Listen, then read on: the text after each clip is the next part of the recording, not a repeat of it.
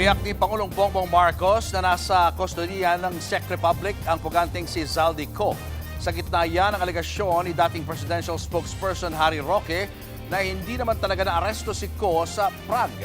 Nasa frontline na balitang yan si Maricel Halili. We will bring Zaldy Co home and we will do so in accordance with the law. He will answer to the Filipino people. Ito ang tiniyak ni Pangulong Bongbong Marcos sa isang video message sa gitna ng akusasyon sa kanya ni dating presidential spokesperson at ngayon asylum seeker na si Attorney Harry Roque na fake news daw ang Pangulo nang sabihing na aresto na si Co. Lahat ng sinabi ng Presidente Marcos Jr. aka Bangag tungkol kay Zaldy Co ay fake news. Kumpirmado po, hindi siya naaresto. Kumpirmado po, hindi nakadetena si Zaldy. Kumpirmado po, ligtas si Zaldy Co. Nakumpirma raw ito ni Roque nang siya mismo ang tumawag sa immigration ng Czech Republic. Pero giit ngayon ng Pangulo, Nananatili po siya sa kustodiya ng Czech Republic.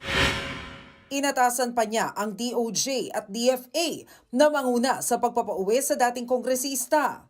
Ang ganitong mga proseso ay may sinusunod ng mga legal na hakbang sa pagitan ng mga bansa.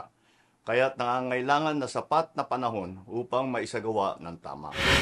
Sa panayam naman ng Ted Filon at DJ Chacha sa 105.9 True FM, sinabi ni Ako Bicol Party List Representative Alfredo Garbin na nagpadala sila ng tauhan sa Prague para kumpirmahin ang pag-aresto kay Zaldy Co.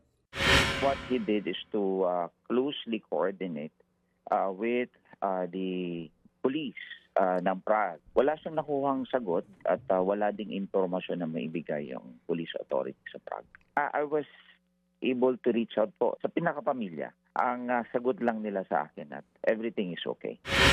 Inaalam din daw nila kung totoong may Portuguese passport si Co.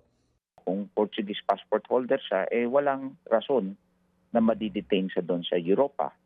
Noong isang linggo, naaresto si Co nang tangkaing lumusot pa Germany ng walang dokumento. Dito sa Pilipinas, nahaharap siya sa graft at malversation kaugnay sa 289 million pesos flood control project sa Nauhan Oriental, Mindoro. May arrest warrant kay Co at kanselado na rin ang kanyang Philippine passport. Una nang sinabi ni DILG Secretary John Vic Remulla na Nobyembre pa sila humiling sa Interpol ng Red Notice laban kay Co. Kapag naaprubahan daw ang Red Notice, ay agad din nilang mapapauwi ng Pilipinas ang dating kongresista. Base sa website ng Interpol, 11 ang Pinoy na nasa Red Notice at wala riyan si Zaldy Co. Bagamat wala pang tiyak na petsa ng pag-uwi, tuloy-tuloy ang koordinasyon ng PNP para sa maayos na proseso ng pagbabalik ni Co sa bansa at pagharap niya sa Sandigang Bayan. Ang custodial center po ay hindi na po paglalagyan ng anumang mga mahuhuli ng Philippine National Police. Agad naman po ito dadalhin sa ombudsman para po sa pag-return ng warrant. Pagdating po sa Sandigan Bayan, magdi-decide na po ang Sandigan Bayan kung saan po nila dadalhin ay kukulong po ang nasabing dating congressman. Nagbabalita mula sa Frontline, Maricel Halili, News 5. Mga kapatid, Julius Babaw po.